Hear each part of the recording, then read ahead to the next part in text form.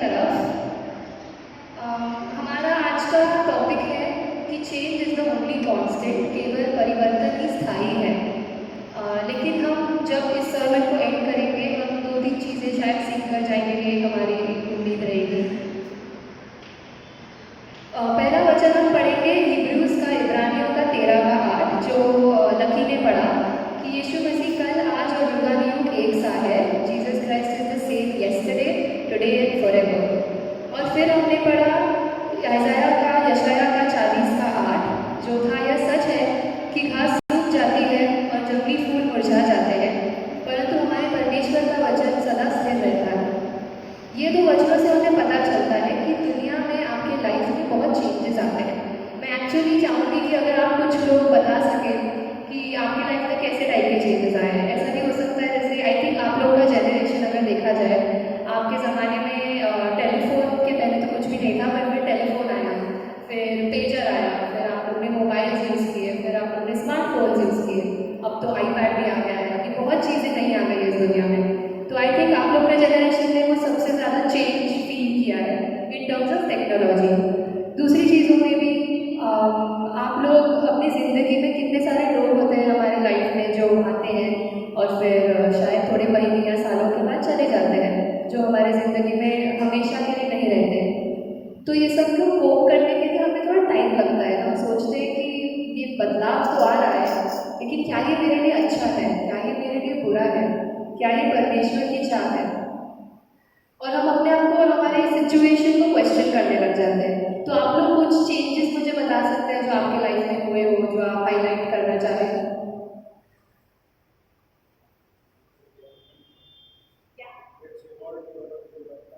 Yes, evolution की बात कर रहे हो। और कोई? चलो ठीक है, कोई बात नहीं, पर हम change is the only constant समझ गए हैं कि चेंज होता रहता है, लाइफ में बदलाव आता रहता है और तुम उसे रोक नहीं सकते। तो उससे हमें दो चीज़ें पता चली है कि Jesus will stay the same, यीशु हमेशा वही रहेगा। और दूसरी, the word of God will stand forever, कि यीशु का, परमेश्वर का जो वचन है वो हमेशा स्थिर रहेगा, जो हमारे दो वर्सेस से हमें पता चली। लेकिन जो मैं कह रही थी कि परिवर्तन अच्छा है या बुरा, ये एक चीज़ है जो हम सब बहुत क्वेश्चन करते हैं कि ये हमारे साथ जो हो रहा है वो सही हो रहा है कि बुरा हो रहा है, क्या मैं रोऊँ, क्या मैं खुश हूँ, क्या ये लॉन्ग टर्म में मेरे लिए अच्छा है। तो हम उसके लिए निकालेंगे इक्लेसियास की वचन 3 का 1। उसमें वो कहता है, हर एक बात का एक अवसर और प्रत्येक काम का जो आकाश के नीचे होता है एक समय है। To everything there is a reason and a time for every matter under heaven. तो आप लोग ने ये फ्रेज सुना होगा, जो होता है अच्छे के लिए होता है। सुना है? बहुत लोगों ने सुना है, everything happens for a reason. और बहुत लोग उसमें विश्वास भी करते हैं। कुछ लोग हैं जो शायद कहते हैं कि हाँ, जो होता है अच्छे के लिए होता है, लेकिन जब उन पर कोई विपत्ति आती है वो सोचते हैं अरे ये मेरे साथ क्यों हो गया, और वो फिर उसमें बिलीव नहीं करते हैं। तो ये जो फ्रेज है, जो होता है अच्छे के लिए होता है, ये हमें समझना बहुत ज़रूरी है कि ये एक्चुअली सच है, चाहे हम उस मोमेंट पे विश्वास कर पाए उस पर या नहीं, चाहे हम उस मोमेंट पे उसको समझ पाए या नहीं, लेकिन ये सच्चाई है और ये हम आगे देखेंगे। अगर हम एक्ट्स 9 की किताब देखेंगे तो उसमें आपको पता चलेगा कि साउल की बात हुई गई है। साउल वॉज एक प्रॉफिट, एक्चुअली वो पहले कोई ऐसा था जो यीशु मसीह के बिलीवर्स को मारता था, उन्हें रोकता था यीशु मसीह के बारे में प्रीच करने से। लेकिन फिर एक ऐसा दिन आया जब यीशु मसीह ने उसको रीच आउट किया, और जब वो उसके पास आए तो उन्होंने बोला कि तुम्हारे लाइफ में एक पर्पस है जो आज से शुरू होता है। उस मोमेंट साउल अंधा हो गया था। सही है, साउल अंधा हो गया था। तो उस मोमेंट उसको लगा होगा अरे ये तो पता नहीं मेरे साथ क्या हो गया। कितने टाइम तक वो अंधा था? अंकल सॉरी, एक बार आप बता सकते हैं? 3 दिन तक अंधा था, करेक्ट।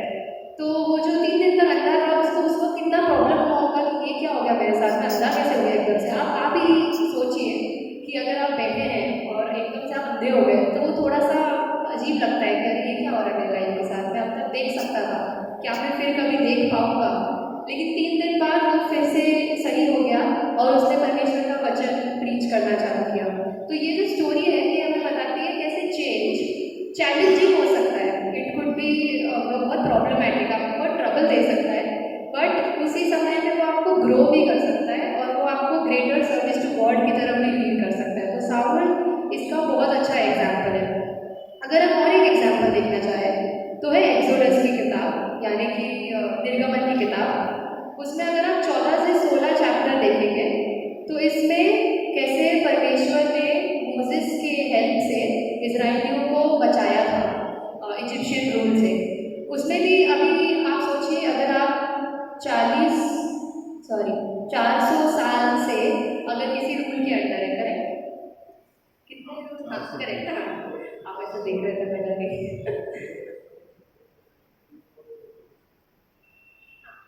हाँ, अगर आप 400 साल से किसी के रूल के अंदर है, यानी कि आपकी ज़िंदगी आपने वही देखा है, जब आप पैदा हुए आप उस रूल में थे, आप मरे आप उस रूल में थे, और आपके जनरेशन चले गए आप उसी रूल में थे। एकदम से कोई आदमी आके अगर कहे कि हम तुम्हें छुड़ाना चाहते हैं, तो भरोसा करने में प्रॉब्लम होती है। जैसे यीशु मसीह भी जब पृथ्वी पर आए थे, कोई भरोसा नहीं किया था, क्योंकि अगर कल कोई आदमी आके मुझे कहेगा कि मैं तुम्हें बचाने आया हूँ, तो मैं कैसे विश्वास करूँ? मुझे कुछ प्रूफ चाहिए, मुझे जानना है कि क्यों बोल रहे हो तुम, कैसे बोल रहे हो तुम। तो जब मोसेस आया था इनको छुड़ाने, तो उन्हें विश्वास नहीं हुआ था, उनके लिए ये बहुत बड़ा चेंज था। वो छोटी सी होप थी कि शायद हम छुड़ा जा सकते हैं, शायद हमें फ्रीडम मिल सकता है, वो छोटी होप थी, उनके लिए बहुत रिस्की थी। क्या मैं ये सोचूं, क्या मैं इस पर भरोसा करूं? बट फिर भी परमेश्वर ने उनका साथ नहीं छोड़ा। उन्होंने कहा कि ये बहुत डिफिकल्ट है चेंज, तुम जिस चीज़ में बड़े हुए हो, पले हो, जो ट्रबल तुमने देखा है, मैं तुम्हें यहाँ से छुड़ाऊंगा। इस स्टोरी से हमें ये पता चलता है कि आपको डर लगेगा, आपको पता नहीं होगा शायद आगे क्या होगा, लेकिन अगर ये परमेश्वर की इच्छा है और उनका हाथ है इसके पीछे, तो even in these times of change God का जो प्रोविजन है वो आपकी तरफ रहेगा, वो आपको आगे बढ़ाने के लिए होगा और आपकी अच्छाई के लिए होगा। ये हमेशा याद रखिएगा कि चेंज इनएविटेबल है, कोई कुछ उसमें कर नहीं सकता। लेकिन जब हम एज अ चर्च यहाँ पर बैठे हैं, हमने हमारे लाइफ में सबने अलग प्रॉब्लम्स देखे हैं, अलग जर्नी रही है सबकी, सबका ग्रोथ, सबका डिक्लाइन, सबका अलग रहा है। और हम कभी नहीं कह सकते कि मैं समझता हूँ कि आपके लाइफ में कैसे चेंज हुआ था, क्योंकि वो आप ही ने सहा है, वो मैं नहीं सह सकती, मेरे चैलेंजेस अलग हैं। लेकिन जब ये सब हो रहा होता है, हमारा एट प्रेजेंट हमारा चर्च ही है जो हमारे साथ रहता है। जैसे अभी मैं आपको एक चीज़ बताना चाहूँगी, मेरी मम्मी बीमार है, उन्हें चिकनगुनिया हो गया, तो लास्ट वीक ही ये हुआ। लेकिन फिर भी कल ही एक्चुअली पवित्रा आंटी और जॉयस आंटी आए थे हमारे घर।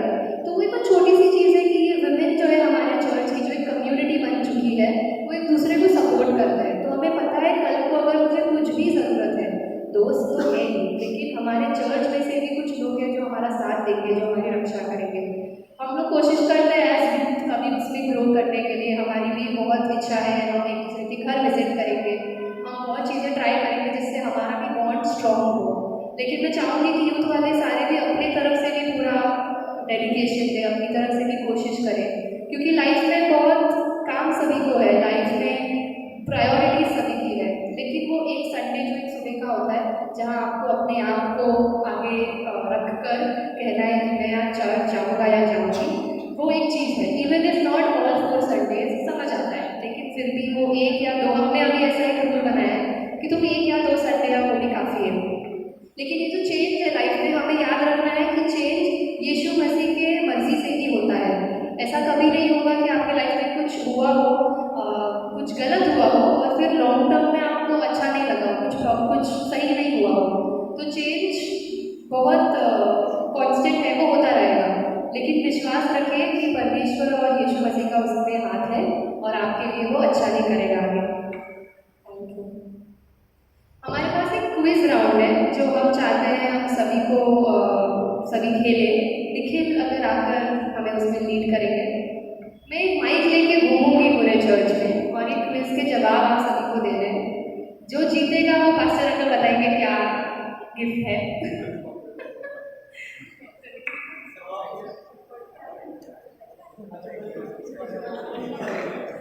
वो आप डिसाइड कर लो।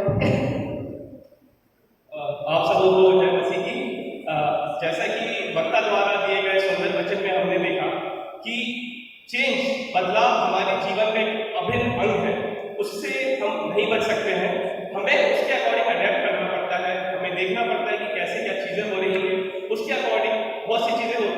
विपत्तियां आती हैं, कुछ अच्छी चीजें भी होती है, बस उसके अनुसार हमें आगे चलना पड़ता है और हमें ये समझना पड़ता है कि चाहे कुछ भी हो, सर्वदा परमेश्वर हमारे साथ स्थिर रहेगा।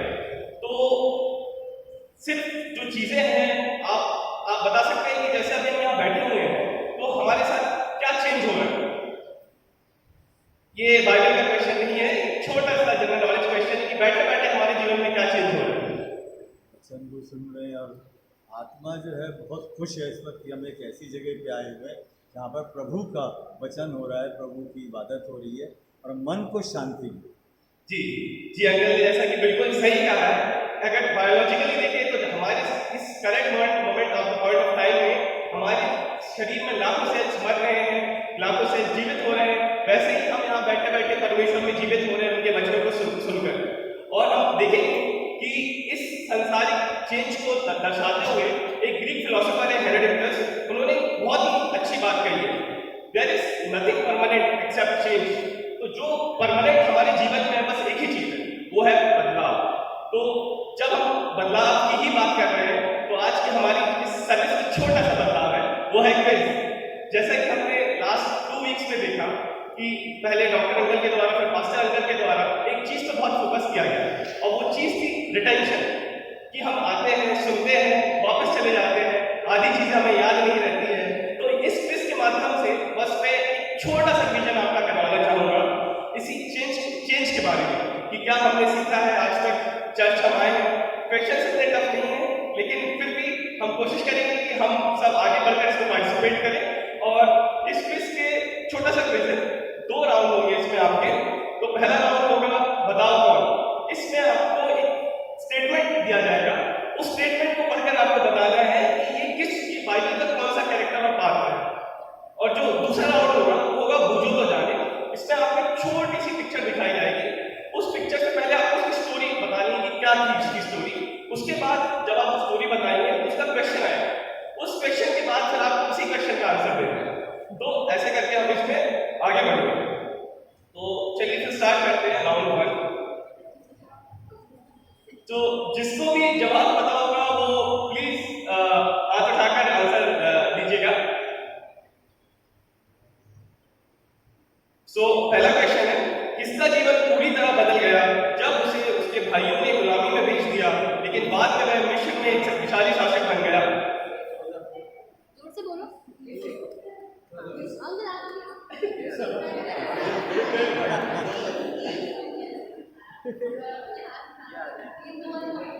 जी बैठा है बाजू में, जी जैसा कि सभी ने बोला सही आंसर यूसुफ ही है।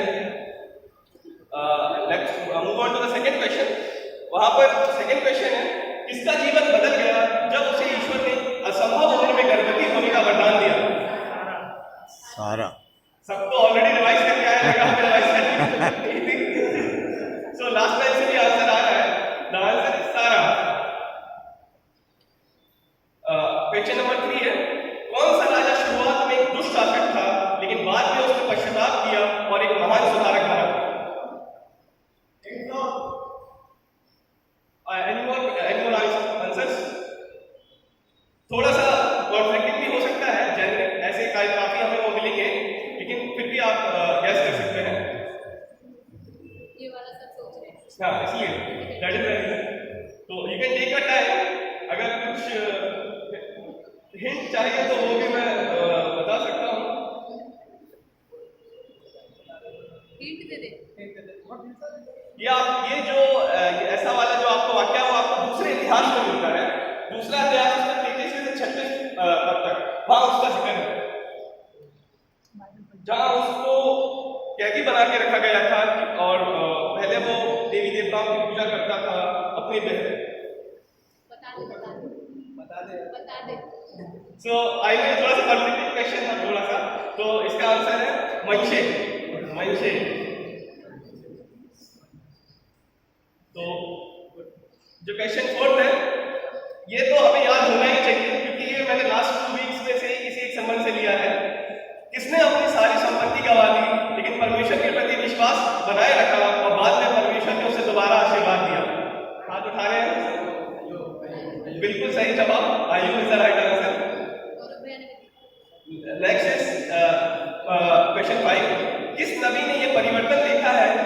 हड्डियों की घाटी ईश्वर की शक्ति से जीवित सेना में बदल गई। Correct correct, the right answer is ये steel. So now moving on to the round 2, बुझो तो जाने। एक बार मैं फिर से कुछ रिपीट करता हूँ। फर्स्ट आपको एक फोटो आएगी, फोटो के बेसिस पे आपको स्टोरी बतानी है, स्टोरी के बेसिस पे क्वेश्चन आएगा, देन क्वेश्चन का आंसर करना है।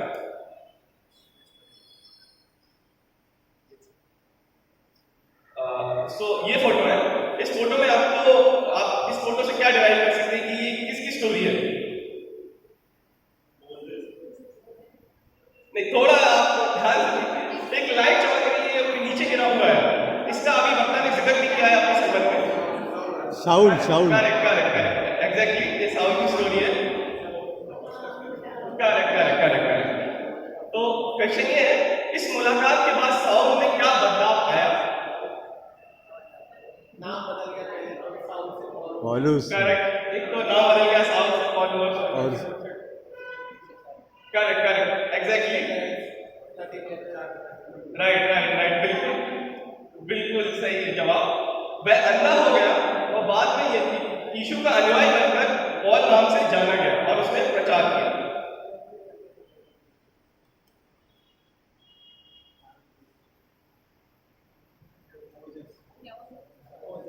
मोसेस मोसेस मोसेस ये मोसेस की स्टोरी है।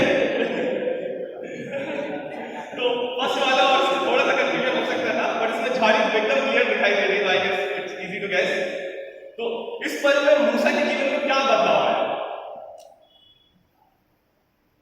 जब वो प्रार्थना कर रहा था, जब उसने झाड़ी में आग लगी देखी, तो इस पल में मूसा के जीवन में क्या बदलाव आया?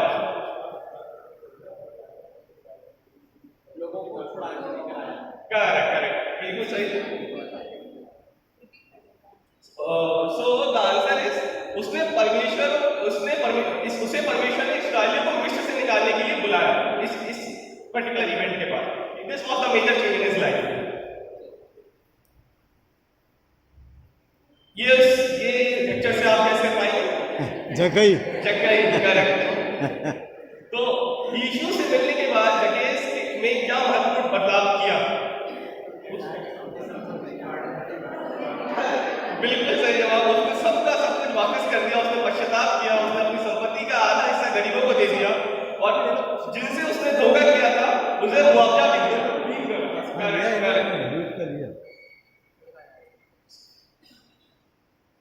This is the last question for the quiz. इसको देख के आप कैसे करेंगे कि कौन सा इवेंट है?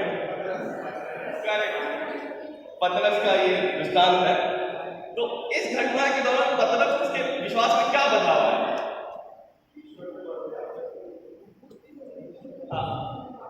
Any more answers?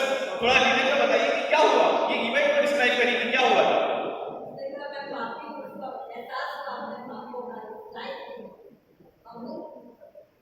जी जी आंटी, बिल्कुल सही कह रहे हैं आप, बट उससे पहले क्या हुआ जब वो पानी में चलने की कोशिश कर रहा था?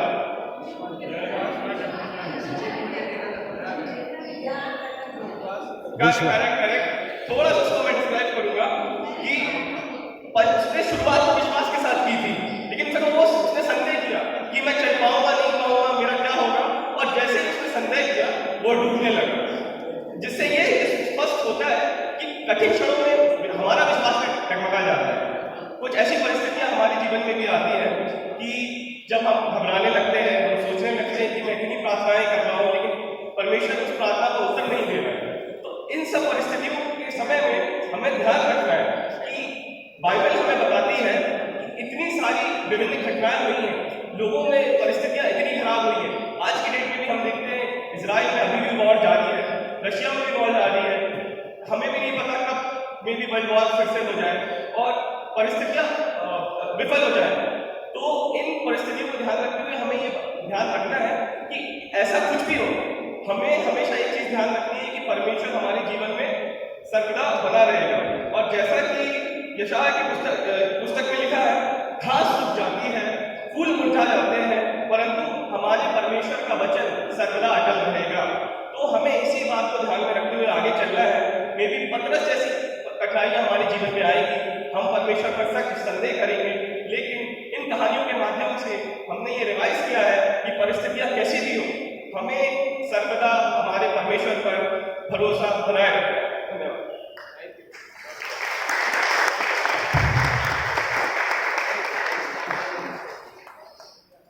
चांद अंकल कुछ कहना चाहते हैं तो हम उन्हें 2 मिनट बुलाएंगे यहाँ पर। सबसे पहले तो मैं अपने यूथ को बधाई देना चाहूँगा कि इन लोगों ने बहुत अच्छी कोशिश करी और एक बहुत अच्छा जो संदेश हमारी कलीसिया में दिया है कि हमारा यूथ कितने अच्छे से अपनी बातों को एक्सप्लेन कर सकता है, ताकि हमारी कलीसिया में जागरूकता लेके आया है बेचारे बच्चे। और मैं पास्टर जी से यही प्रार्थना करूँगा कि वो ऐसे इवेंट्स फ्रिक्वेंटली करें ताकि और ज़्यादा जागरूकता हमारे चर्च में। और ये सच में हम लोग इस चीज़ का बदलाव देखते हैं कि हमारे चर्च में पहले 10-12 लोग आते थे, हर संडे को 10 से 12 लोग आए, 15 लोग आए, इससे ज़्यादा लोग, एट द मोस्ट 25 लोग आते थे। लेकिन अभी क्या है कि हमारे पास्टर साहब की भरपूर कोशिशों से हमारे चर्च में लोग आने लगे हैं, हमारा चंदा भी बढ़ने लगा है। और ये गौरव भाई हमें हर हफ्ते बताते हैं कि हमारा कितना कलेक्शन हुआ है। कलेक्शन की वजह से हमारे चर्च में बहुत सारे काम होते हैं। मैं खास तौर से एक बात बोलना चाहूँगा, ये इसने रिया ने भी बोला कि change is the only constant thing which is happening in this world, और ये सही बात है। ये टॉपिक है, इनफैक्ट मैंने लिखा था इसके ऊपर। मैं सोच रहा था कि मैं कभी टाइम मिलेगा तो मैं सरमन दूंगा, लेकिन इन बच्चों ने बहुत ज़्यादा अच्छा किया और ये टॉपिक लेके आए, तो मैं सोचा चलो 2 मिनट मैं भी इस बारे में वो लेके आता हूँ कि चेंज जो है वो कैसा चेंज है। देखिए वो सही बोला इसने लिया ने कि चेंज के दोनों असर हो सकते हैं, कि बुरा भी असर होता है और अच्छा भी असर होता है। अभी आप देखिए, हमने अपनी ज़िंदगी में चेंज देखे, हमारी वो जनरेशन है, मतलब हम लोग की वो जनरेशन है, मतलब मैं हो गया, गिलबर्ट भाई हो गए, डॉरिस आंटी हो गई, है ना, मतलब जो हम लोग एजेड लोग हैं उन लोगों ने अपनी ज़िंदगी में बहुत सारा बदलाव देखा। एक टाइम ये था कि हमारे घर में लैंप चला करता था, हम लोग लैंप चलाते थे, लैंप की रोशनी में हम लोग पढ़ते थे। छोटे छोटे बच्चे थे, बोरी में बैठ जाते थे, लैंप जला देते थे, हम लोग उसमें पढ़ते थे। फिर हमने लैंप से लाइट में आए, लाइट से फिर कैसा, मतलब फोन उस टाइम पे, जिस टाइम हमारे घर में रेडियो हुआ करता था, बड़ा वाला रेडियो, फिर उसके बाद ट्रांजिस्टर आया था। हमारे पापा हमें बोलते थे एक ऐसा रेडियो आने वाला जिसमें तस्वीर भी आई है ना, तो हमको बड़ा अचंभा होता था कि यार कैसा रेडियो है, लेकिन वो टेलीविजन बात है। तो वो सारे चेंजेस हुए हमारी लाइफ के अंदर और हमारे जीवनों में भी बहुत बदलाव आया। और सबसे बड़ी बात यह है कि जो चेंज जिसने अपने आप को नहीं बदला, वो इस दुनिया से, वो इस जगह से या इस समाज से पैरिश हो गया, खत्म हो गया। उदाहरण के तौर पर मैं आपको एक उदाहरण दूंगा। आप लोग अगर जो पुराने लोग हैं उनको सबको मालूम होगा, एक मर्फी रेडियो हुआ करता था, मर्फी कंपनी थी, उसका रेडियो आता था और उसका एक कैलेंडर आता था, एक बच्चा था, उसकी ऐसे करके तस्वीर रहती थी और घर के हर ड्राइंग रूम में उस बच्चे की वो कैलेंडर लगा रहता था। मतलब वो प्रेस्टीज था मर्फी रेडियो। और मर्फी रेडियो जो था, दे रिफ्यूज टू चेंज, उन्होंने बदलाव नहीं लिया, उन्होंने अपने आप में बदलाव नहीं लिया। और आज हमारे बच्चों को मर्फी का नाम ही नहीं पता है कि मर्फी कुछ था नहीं।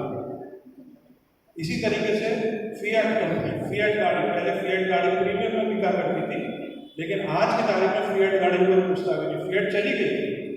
उस टाइम पे फिएट पे प्रीमियम हुआ करता था, लेकिन फिएट गाड़ी नहीं है, Fiat they refuse to change. उसके बाद मारुति आज सारी तरह की गाड़ियाँ बनी। तो जिन लोगों ने बदलाव को नहीं समझा या बदलाव को नहीं लिया, वो इस टाइम से, उस जगह से पैरिश हो गए। इसी तरह से आप देखिए टाइपराइटर, रेमिंगटन ब्रांड का एक टाइपराइटर आता था, हर ऑफिस की शान हुआ करता था, रेमिंगटन ब्रांड, गोदरेज टाइपराइटर। आज टाइपराइटर को जाकर पूछता भी नहीं, अब तो सारी चीज़ें चेंज हुई। तो वो चेंज हुआ और जिन लोगों ने इस चेंज को एक्सेप्ट नहीं किया वो दुनिया से गायब हो गए। हमारी जिंदगी में सेम चीज़ होती है, हमारा हर पल, हर दिन, हर टाइम हमारे जीवनों में बदलाव होता है। अब हमारे लोगों ने अब शायद आप मेरी बात को क्या समझे, लेकिन हमारे कई लोगों ने इस चेंज को क्या ले लिया कि अरे भाई मैथोडिस्ट चर्च है, मैथोड या जिस चर्च में भी हम जाते हैं, नॉट ओनली मैथोडिस्ट चर्च, या उस चर्च में ऐसा होता है, ऐसा होता है, वी वांट टू चेंज कर लिया। चेंज करके उनके जीवन में क्या बदलाव आया? मुझे नहीं लगता कोई खास बदलाव आया होगा, लेकिन उनके लाइफ स्टाइल थोड़ा चेंज हो गया। अंदर का जीवन बदलाव नहीं हुआ, लाइफ स्टाइल चेंज हो गया है। क्योंकि अभी हम गरीब लोगों से अच्छे लोगों में चले गए हैं, अपना लाइफ स्टाइल चेंज कर लिया, ये हो गया वो हो गया, हम अच्छे चढ़, ये चेंज हो गया। तो लोगों ने इस चेंज को इस तरीके से लिया, लेकिन हमें कहाँ चेंज करना है? हमें अपने जीवन को चेंज करना, अपने जीवन को, अपने चर्च को चेंज नहीं करना है, अपनी कलीसिया को चेंज नहीं करना है, अपने कलीसिया को चेंज नहीं करना, हमें अपने आप को चेंज करना, अपने आप को बदलना, अपने आप को बदलना। रिपेंटेंस, रिपेंटेंस का अगर सही अर्थ हम लोग समझे तो इसका मतलब है कि हमें पूरा यू टर्न लेके वापस आना, यू टर्न लेके वापस आना। That is what is required today. आज मेरे और आपके बीच में ये चेंज का जो शब्द है, ये जो चेंज का इन्होंने कहा कि change is the only constant thing which is happening in this world, वो चेंज हमारे जीवनों में आना बहुत जरूरी है।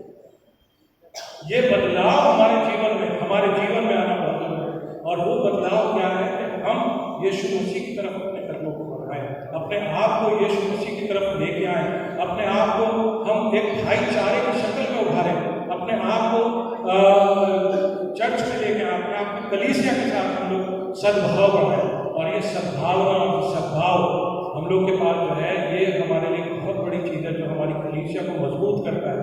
और इन बच्चों ने जो टैलेंट्स दिखाए, मैं चाहता हूँ कि हमारी कलीसिया के और भी लोग जो हैं जिनके पास टैलेंट्स है, गाने का टैलेंट है, बोलने का टैलेंट है, और भी कुछ टैलेंट है, वो अपना टैलेंट लेके आए, पास्टर जी से बात करें, आए सामने आके अपने आप को दिखाएं, कलीसिया को बताएं कि हम खुदा के लिए क्या कर सकते हैं। खुदा ने आपको टैलेंट दिए हैं, ऐसा कुछ नहीं है।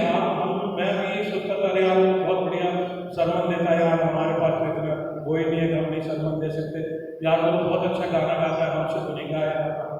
लेकिन नहीं, लिटरली मैं बता रहा हूँ कि जब मैंने पहली बार पब्लिक स्पीकिंग करी थी तो मैं डायस ऐसे पकड़ के खड़ा था, ऐसे दोनों हाथों से ऐसे टाइट करके खड़ा था, और मैं बोल नहीं पा रहा। लेकिन आज 10,000 लोग मेरे सामने बैठेंगे, I will speak with the same confidence of that to you now. Got it? तो this is the change which you have to bring into your life. पहले मेरा जीवन क्या था, अब मेरा जीवन क्या है?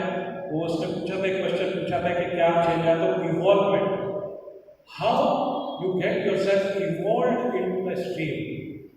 चर्च में, कलीसिया में अपने आप को कैसे इवॉल्व करते हैं, एंड दैट इवॉल्वमेंट, ये जो इवॉल्वमेंट है, this brings about change in our lifes. तो मेरी आप सबसे यही दरख्वास्त है, यही दुआ है कि आप अपने जीवनों को बदलें, अपने जीवनों में चेंज लेके आए, और एक पॉजिटिव चेंज लेके आए, ना कि नेगेटिव चेंज है। पॉजिटिव चेंज क्या है कि हम अपने मनों को बदलें, प्रभु की तरफ लेके आए, अपनी कलीसिया में बढ़े, आगे बढ़े, ताकि प्रभु, देखिए जब हम अपनी कलीसिया में जाते हैं, जब हम अपनी कलीसिया में आते हैं, खुदा की तरफ जाते हैं, खुदा की निस्वार्थ सेवा करते हैं, तो प्रभु हमारे जीवनों को सुधारता है। और जब हम इस दुनिया से चले जाते हैं, उसके बाद की जो लाइफ है वो प्रभु हमको देता है। तो देखिए कलाम में लिखा, सीक ये the kingdom of God first, पहले हमें खुदा के राज्य की खोज करनी है, और वही खोज में हमें लगे रहना चाहिए। और जब हम ये खोज करते हैं तो हमारे जीवन में थैंक यू वेरी मच।